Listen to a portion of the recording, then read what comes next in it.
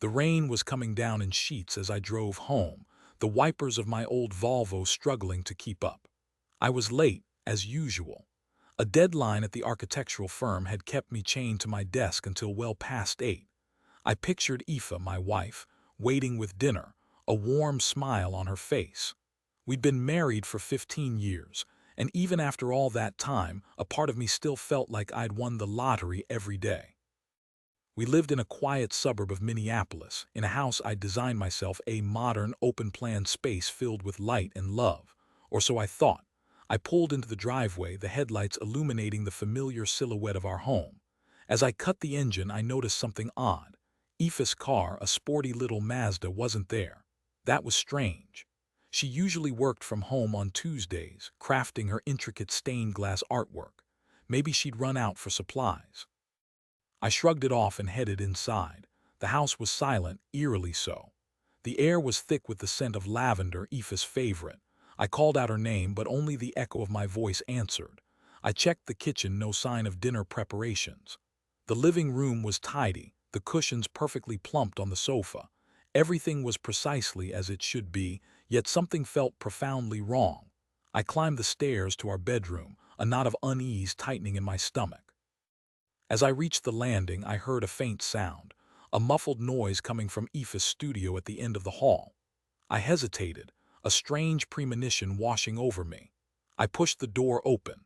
The scene that greeted me was like a punch to the gut, a slow-motion nightmare unfolding before my eyes. Aoife was there in the arms of another man. Not just any man, but Tiernan, our neighbor, the guy who'd helped me fix the fence just last weekend. They were locked in a passionate embrace, their bodies pressed together, oblivious to the world around them. The air crackled with a raw, animal energy that made my skin crawl. Time seemed to stop. My mind went blank. I couldn't breathe, couldn't speak, couldn't even process what I was seeing. It was like a movie, a grotesque parody of the life I thought I knew. Then Aoife saw me. Her eyes widened in horror, her face draining of color. Tiernan turned, his expression a mixture of shock and defiance. "Ruari," Aoife stammered, her voice trembling. "It's not what you think, oh, really." I managed to choke out, my voice a hoarse whisper. "Because it looks exactly like you're cheating on me with our neighbor in your art studio in our house." Tiernan stepped forward, his jaw clenched. "Look, Ruari, this is complicated," I repeated, incredulous. "How is this complicated? You're sleeping with my wife." "That's about as uncomplicated as it gets." The next few minutes were a blur of shouting, accusations, and denials. Aoife tried to explain, to rationalize, to somehow make sense of the senseless. She talked about feeling neglected, about needing attention, about Tiernan understanding her in a way I didn't. But her words were just noise, meaningless sounds that couldn't penetrate the wall of pain and disbelief that had erected itself around my heart. Tiernan, emboldened by Aoife's weak defense, started to get aggressive. He accused me of being a workaholic, of ignoring Aoife's needs, of driving her into his arms. He painted himself as the sympathetic friend, the shoulder to cry on, the man who truly appreciated her. I wanted to hit him, to wipe the smug look off his face, but I couldn't. I was paralyzed, not by fear, but by a profound sense of betrayal. These were people I trusted, people I considered friends. And they had stabbed me in the back in the most brutal way imaginable. Finally, I couldn't take it anymore. I turned and walked out, leaving them standing there in the studio, their faces a mask of guilt and shame. I stumbled down the stairs, grabbed my keys and wallet, and headed back out into the rain. I drove aimlessly for hours, the city lights blurring through the rain-streaked windshield. I had no destination, no plan, no idea what to do. My life, my carefully constructed world, had just been shattered into a million pieces. I pulled into a seedy motel on the outskirts of town, paid for a room, and collapsed onto the bed, the sobs racking my body. The next few days were a living hell. I stayed in the motel, barely eating, barely sleeping, replaying the scene in the studio over and over in my mind. I couldn't understand how this had happened, how my marriage had fallen apart so completely without me even realizing it. I called in sick to work, telling my boss I had the flu. I couldn't face anyone, couldn't bear the thought of explaining what had happened. Finally, on the third day, I knew I had to do something. I couldn't just wallow in self-pity forever. I called a lawyer, a sharp, no-nonsense woman named Nessa who had been recommended by a colleague.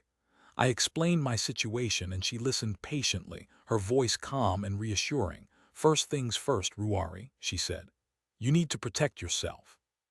Don't talk to Aoife or Tiernan without me present. Don't sign anything. And don't do anything rash. Let's gather the facts and figure out the best course of action." Nessa was a godsend. She guided me through the legal process, helped me understand my rights, and shielded me from Aoife's increasingly desperate attempts to contact me. Aoife left countless messages, begging for forgiveness, promising to end things with Tiernan, claiming she still loved me. But I couldn't bring myself to talk to her. The pain was too raw, the betrayal too deep. As Nessa dug into the details of our finances, she uncovered something disturbing. Over the past year, Aoife had been quietly transferring money from our joint account into a separate account in her name. Not a huge amount, but enough to raise suspicion. Nessa suggested we hire a private investigator to look into it.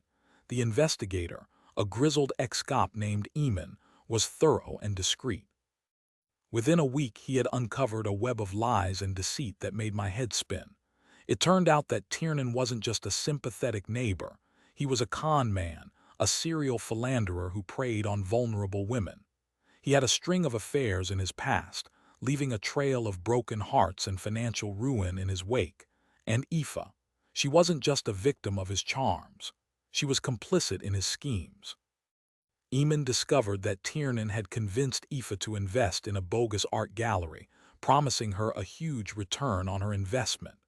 The money she had been transferring from our joint account was going to fund this scam. I was stunned. Not only had Aoife cheated on me, but she had also been planning to steal from me. The woman I thought I knew, the woman I had loved and trusted, was a complete stranger. The betrayal cut even deeper than before, a cold, calculated act of treachery that left me reeling. Nessa advised me to file for divorce immediately and to press charges against Aoife for fraud. I hesitated. Part of me still clung to the hope that this was all a misunderstanding, that Aoife was somehow a victim in all of this. But the evidence was overwhelming. I had to face the truth. My wife was a liar and a cheat. The divorce was messy and acrimonious. Aoife fought me every step of the way, claiming I was being unreasonable, that I was trying to ruin her life. She even tried to turn our friends and family against me, painting me as the villain in the story. But Nessa was relentless. She presented the evidence, exposed Aoife's lies, and secured a favorable settlement for me. Aoife's art gallery scheme eventually collapsed, leaving her financially ruined and socially ostracized. Tiernan disappeared, leaving her to face the consequences of her actions. I felt a pang of sympathy for her, but it was quickly overshadowed by the anger and resentment I still harbored. It took me a long time to heal from the betrayal. I moved out of the house we had shared, finding a small apartment in the city. I threw myself into my work, finding solace in the creative process. I started seeing a therapist who helped me process my emotions and rebuild my self-esteem. One day, about a year after the divorce, I received a letter from Aoife. It was a rambling, incoherent mess, filled with apologies and self-pity. She claimed she was sorry for what she had done, that she had been blinded by Tiernan's lies, that she still loved me. She asked for my forgiveness. I stared at the letter for a long time, my heart aching with a mix of emotions. Part of me wanted to forgive her, to put the past behind us and move on. But another part of me couldn't let go of the pain, the anger, the betrayal. Finally, I crumpled the letter in my hand and threw it in the trash. Forgiveness is a powerful thing, but it's not always possible. Sometimes the wounds are too deep, the scars too permanent. And sometimes the best thing you can do is to walk away and never look back. I eventually found love again with a woman named Marital who understood my pain and helped me to trust again. She was kind, compassionate, and honest, everything Aoife wasn't. We built a new life together, a life based on trust, respect, and mutual love. I never forgot what happened with Aoife and Tiernan. The experience changed me, made me more cautious, more cynical. But it also made me stronger, more resilient, and more appreciative of the good things in my life. I learned that betrayal can come from the most unexpected places, but that it doesn't have to define you. You can survive it, you can heal, and you can find happiness again. It just takes time, courage, and a little bit of luck.